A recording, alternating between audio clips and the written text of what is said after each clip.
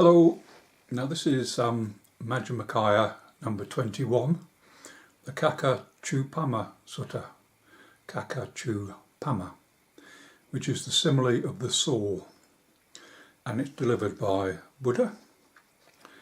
And the sutta is prompted by a monk called Molya Phaguna, who was associating too much with the nuns, or the bhikkhuni. He would leap to the defence of the nuns if they were criticised by a monk, becoming angry and displeased. Similarly, the nuns would become displeased and angry if any of the monks criticised Molya Phaguna. Now this was reported to Buddha, so Buddha then speaks to Phaguna. Phaguna admits to associating with the nuns and with siding with them. Buddha responds that a monk, that is one who has taken the homeless life, should not associate overly much with the nuns, and he should not react like a householder. If a monk should criticise the nuns, then Phaguna should train his mind to be unaffected, utter no evil words, be compassionate, maintain a mind of loving kindness without inner hate. This is how Phaguna should train his mind. Now Buddha repeats this instruction, saying the same should occur even if someone attacks the nuns with a clod, a stick or a knife, or if someone criticises Phaguna, or if someone attacks Phaguna with a clod, a stick or a knife. So 4 times the training is repeated. So it's not intuitive, but as part of the training as a bhikkhu. You should be saying to yourself, my mind will be unaffected. I shall utter no evil words. I shall remain compassionate with a mind of loving kindness without inner hate. The Buddha then goes on to say that he used to get instant obedience from his followers, implying this is no longer the case.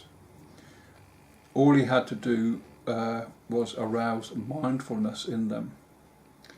He illustrates this by saying he told his followers to eat 1 meal per day, and there was no need to repeat this instruction. He compares it to how a skilled charioteer can drive his horses on any road that he likes.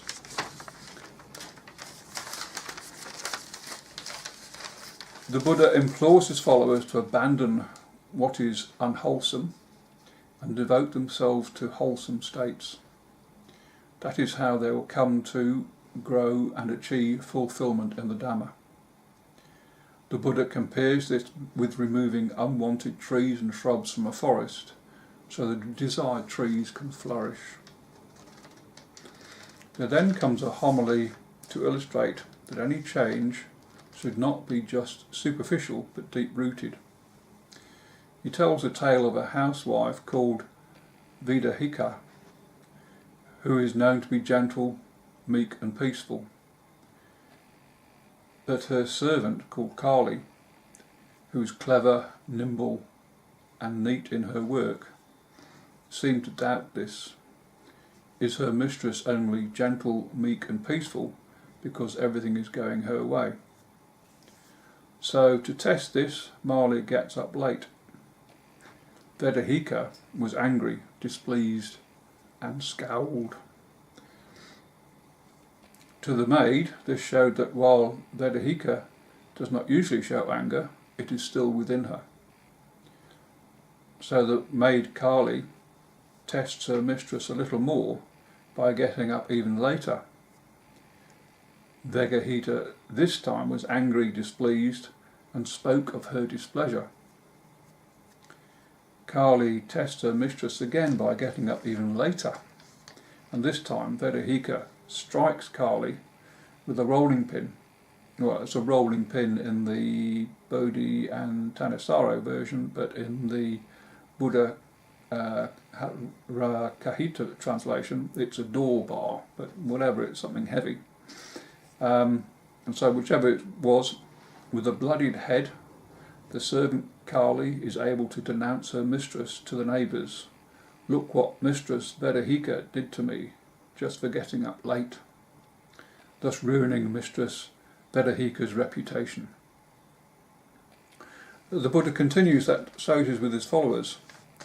They can be gentle, meek and peaceful, so long as disagreeable speech does not touch them, and so long as they have their requisites for the mendicant life. It is only when they are affected by disagreeable speech, or do not have these requisites, that one finds out if a person really is gentle, meek and peaceful. Followers should therefore train as follows. Be easy to admonish, because they honour, respect and revere the Dharma. Only by dedication, respect and reverence of the teachings, showing honour and giving regard to the teachings, shall we become dutiful. So the Buddha goes on that there are 5 types of speech others may use to address a person. And the 5 types of speech he lists are speech that is timely and untimely, speech that is true or untrue, speech that is gentle or harsh, speech that is connected with good or connected with harm, and speech which is spoken with a mind of loving kindness or a mind of inner hate. So whichever, he says, train yourself to be unaffected, utter no evil words, be compassionate for their welfare with a mind of loving kindness, without inner hate. Project thoughts of universal love to that person. Make him, as well as the whole world, the object of thoughts of universal love. Abundant, expansive, immeasurable, free from hostility, free from ill will. This is how to train yourself. Again, this is not intuitive, it requires training. Buddha then delivers the simile of a man with a hoe and basket who starts digging, believing he can remove all the earth that exists, but he ends up frustrated, not achieving his goal. So, monks, goes on, Buddha continues, like the earth, no matter what type of speech, you should be unaffected. Train yourself. Our minds are unaffected.